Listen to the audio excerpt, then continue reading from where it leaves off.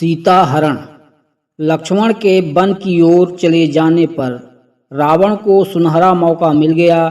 वह ब्राह्मण भिक्षुक का वेश धारण कर सीता के पास आया और बोला, हे सुंदरी, तुम कोई वन देवी हो या लक्ष्मी अथवा कामदेव की प्रिया स्वयं रति हो? इस पृथ्वी पर तो मैंने तुम्हारे जैसी रूपवती युवती आज तक इस संसार में नहीं देखा। तुम कौन हो, किसकी कन्या हो और इस वन में किस लिए निवास कर रही हो? कहाँ यह तुम्हारा तीनों लोकों में सबसे सुंदर रूप, तुम्हारी सुकुमारता, और कहाँ इस दुर्गम वन में निवास? यह स्थान तो इच्छानुसार रूप धारण करने वाले भयंकर राक्षसों का निवास स्थान है।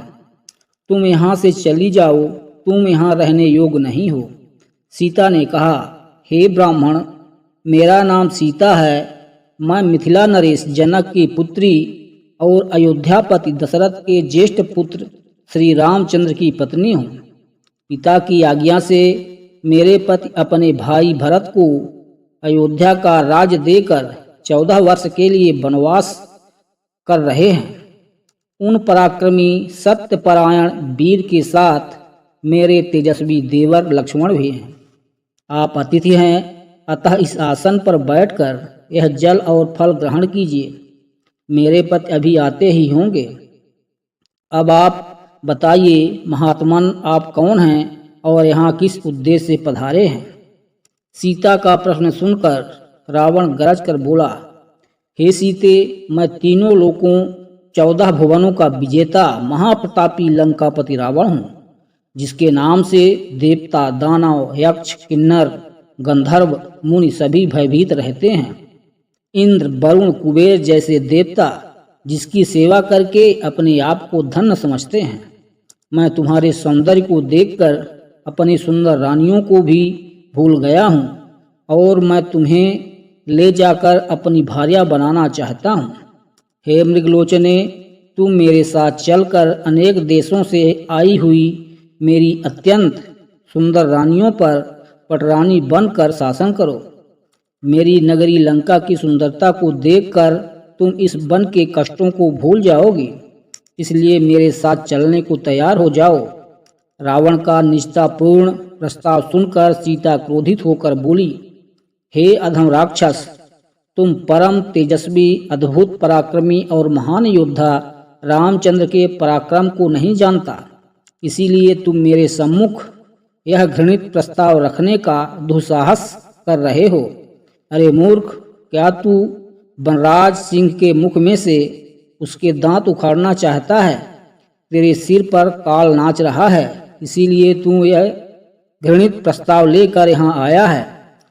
तेरी मृत्यु ही तुझे यहाँ लेकर आई है। सीता के ये अपमानजनक वचन सुनकर रावण अत्यंत क्रोधित हो गया।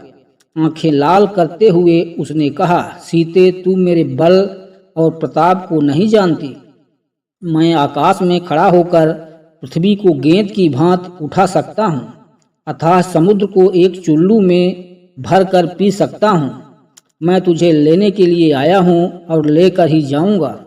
यह कहकर रावण ने अपने ब्राह्मण वेश को त्याग कर विकराल रूप धारण कर लिया और दोनों हाथों से सीता को उठाकर अपने कंधे पर बिठाकर निकटवर्ती खड़े विमान पर जाकर सवार हो गया।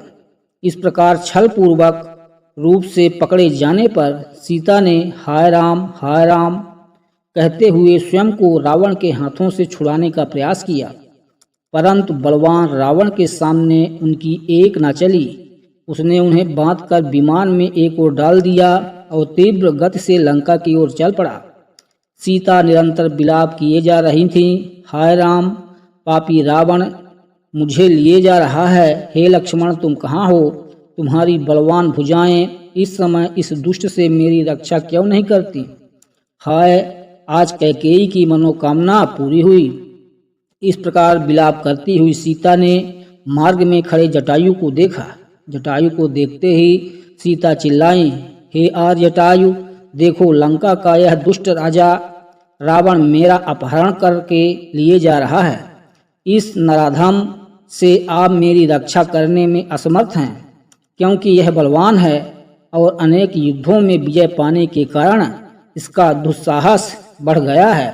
आप रावण द्वारा मेरे अपहरण किए जाने का वृतांत मेरे पति से अवश्य ही कह देना।